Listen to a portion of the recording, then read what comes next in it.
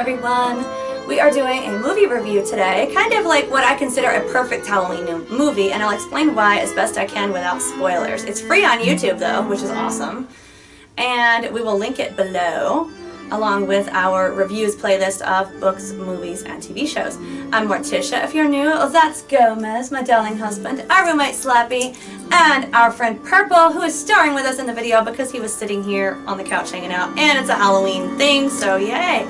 We're already kind of starting the Halloween swing right now, so if you guys are looking for Halloween videos, we do lots of hauls and product reviews and spooky story, like true stuff, and like we're just a spooky channel all year for whatever. There's going to be Halloween DIYs coming up, just like a little bit of everything. So if one thing isn't for you, there's always going to be more. Subscribe, hang out with us, turn on your spookifications so that we may horrify you daily in some way or other.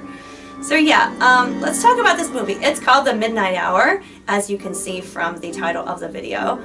And it came out in 1986. I just love the 80s. I don't know, the feel of the 80s is just so, I don't know, flavorful and iconic, don't you think? Yes, energetic, invigorating. Yeah, it is. It's just like, even a little synthesized music, just boing, boing, boing. Ew, yeah. But this movie to me is just everything that I feel Halloween is.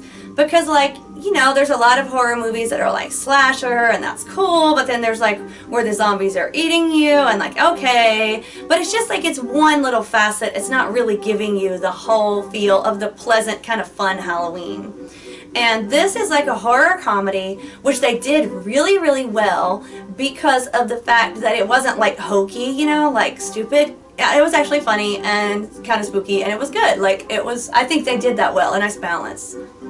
And it had like some zombies that would try to kill people, and some that just wanted to hang out and enjoy the party and like have chocolate cake. And it's like, you know, I like friendly zombies. It makes it like a delightful kind of spooky, because you know, if you're chilling with a rotting dead person, that's still going to be creepy, even if they're eating chocolate cake at your party. Like. Yes. So I mean, you know, it just made it like the kind of fun Halloween that you would want as a kid with trick-or-treating. Like, you know, it's not always meant to be as dark and terrifying as it can be, but it wasn't like too hokey and silly either. But without ruining it too much, these kids are like hanging out in a cemetery on Halloween all bored, and they're uncover some curse, and like, again, I don't want to get into it, but it's about a curse that's laid on the town and kind of accidentally reviving it, in a sense like Hocus Pocus, but not really, because there's lots of different things other than witches. There's zombies, witches, ghosties. It's really cool. And one of the ghosts reminded us of Sandy from Grease, and her name was actually Sandy, and she died in the 60s, and that was really cool. It's like, yeah, that was cool. It's like a nod to the 60s stuff, and the movie is set in the 80s, so that was cool. And those are my thoughts. I'll give it to Gomez. Yeah, it was nice for me. I liked the musical score. They featured Wilson Pickett, Sam and the Shams. Yeah, with the Little Red Riding Hood, which I always thought was such a good spooky song. Yeah, and the legendary CCR. CCR. And the music, the instrumental of the song from Charmed that they redid in the 90s was actually done in the 80s. I forget the name of it, but it was like the Charmed theme song of the old Charmed, not the new Charmed. And they had the instrumental of that in there, and I was like, that's kind of cool, because I don't even think they knew that that was going to be in Charmed yet, because that was in the 80s, so like, it was just cool. Yeah, and properly which it had those ominous tones that weren't too dark again, but more like energetic, very interesting. Yeah, the energetic spooky, like, yes, the delightful unknown that could be dangerous or could be interesting, and like. The cast was also well chosen.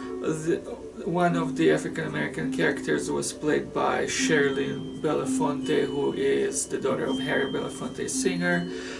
The other one was more familiar to me.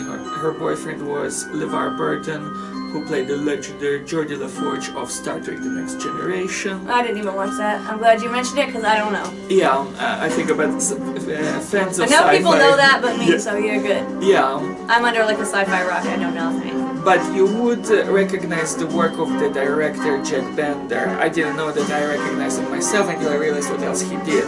He was the one who wrote that legendary episode that described how Hodor became what he was, the episode called The Door, where we saw in GOT this history of the Night King and everything. Oh, yeah. So that was the director of this movie, so that's why it was so well That's cool. Yeah. He was doing his thing in the 80s too. Yeah.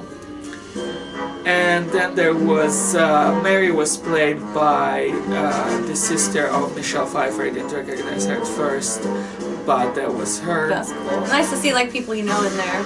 Yes. Oh yeah, you. We could talk about the last season of Game of Thrones since we're on a horror, like we're a horror channel, but we'll just leave that. That was good. I mean, since you mentioned it, that is on the same topic. Some people would think like that's fantasy and you're mixing it, but the last season was horrifyingly bad and wrong. Yes. And then there was also a colleague there of Johnny Depp's, to mix another genre, from Jump Street 21. 21 Jump Street. 21 Jump Street, yes. I keep doing the reverse story. I love it when he does that. He's from Russia. When we first got here, he would call the dishwasher the wash disher, and it was adorable. And now he doesn't do it anymore, and it makes me sad because it was so cute. But I still remember the street address, so there you go. It's adorable. It's adorable. So yeah, there were like... Well, I guess Johnny Depp got into weird horror later again, and he was in the first Freddy movie, so it works out. Yes. It all connects so beautifully. Yes. So yeah, that was fun.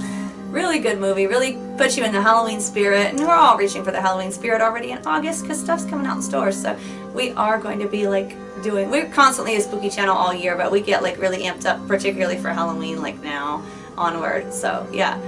So yeah, we hope you enjoyed. We will link it below. Watch it. It's so really delightfully delicious, just like a snack of Halloween candy. And yeah, so check that out and let us know what you think if you have seen it. And until next time, Stay spooky, my friends.